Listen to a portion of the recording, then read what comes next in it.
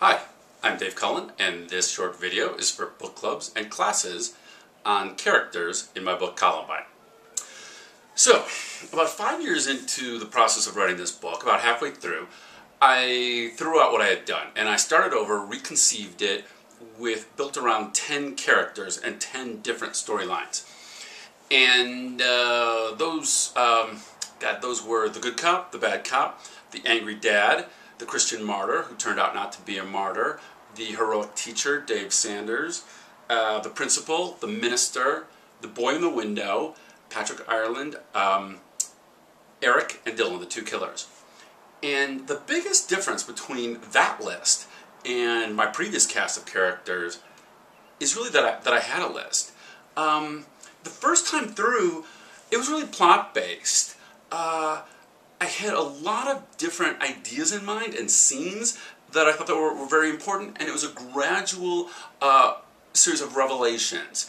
And so, 5 years in, when I completely reconceived it, what I realized was I was going to use a lot of that same material, some of it different, but some of the core stuff kept, but conceived around individuals.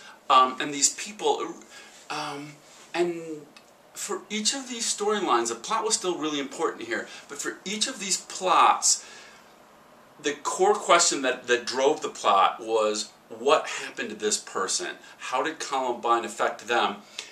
But not in a general sense, how did they get through it? How did they overcome everything, the horrible things that Columbine threw at them?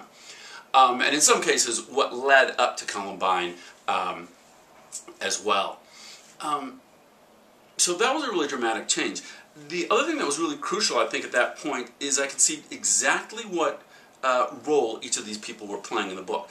And the reason I gave you those little one-phrase, sort of catchphrases, which I used in my book proposal, is because I had to hone down exactly what it was about and what the particular story. So Brian Rorbo is very important in this story, and he played the role of the angry dad, and his involvement wasn't limited to that, and I definitely didn't want to have any two-dimensional characters. The more complex, the better. The more I could reveal to you over time about the character, the better, and the more you could see how they evolved.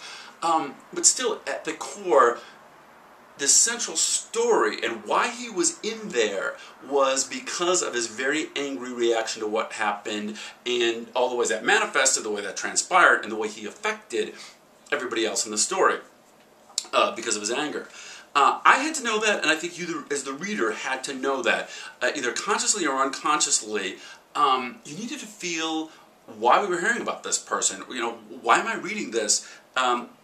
It's all different layers of that. Similarly with Patrick Ireland, the boy in the window, you know, it's about him going out the second story window in the middle of this event, all bloody, with a bullet 6 inches in his brain.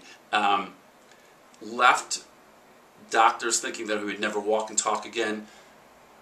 He had different ideas. He overcame that. It's really very much about his story of who he was and how he made that passage, how he healed. So for each of these people, it took me a long time to figure out who I wanted the book to be in there, and they had to do a list of really rigorous criteria, and they had to hit most or all of these. First of all, they just had to be a really interesting person. Colorful helped, but interesting, unique, powerful in some personality trait, so something that made them uniquely interesting.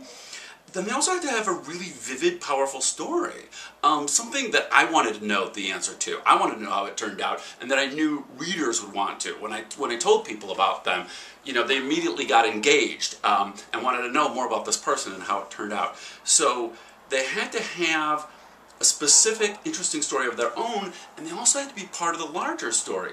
So what I tried to do in the book is, you know, the sort of general old saw of writing is to use the particular to tell the larger, the small story to tell the larger story.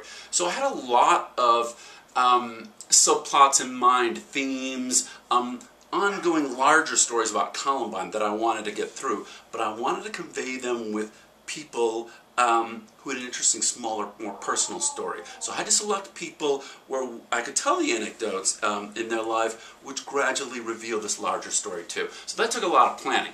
Some of the other things, I obviously wanted a whole lot of different points of view. That was probably the most important idea I had when I was reconceiving this book, is that I wanted to tell it from all different points of view. Obviously the killers as well as the victims, but also a lot of different kind of bystanders and people who got drawn into this tragedy unexpectedly. And obviously people in the school, teachers and faculty, so Mr. D, the principal, sort of played the role of all those people, and they were drawn into the story through him.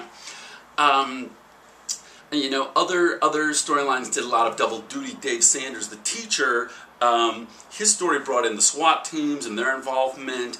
Other cops and investigators got brought in through various different storylines. And I tried to pick people too who were engaged with each other.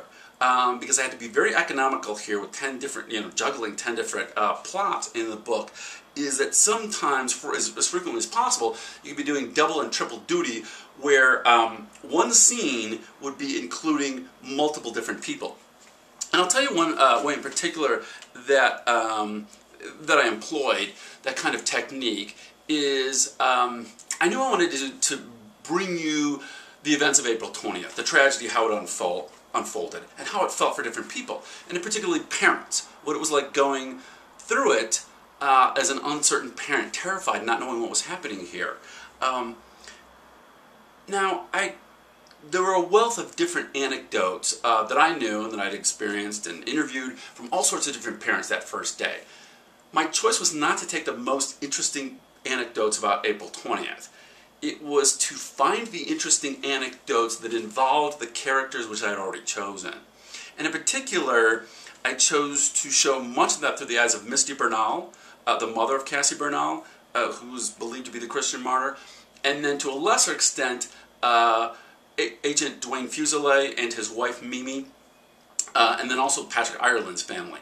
Now, these were people who I knew, obviously, were going to be, 3 of the major characters in the book, and their story was going to be very important.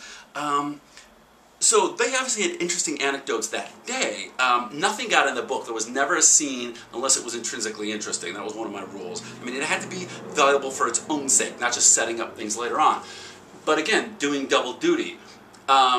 Scenes with these people that were very interesting, often harrowing, but were getting us to know these characters, getting to know this experience through their lives.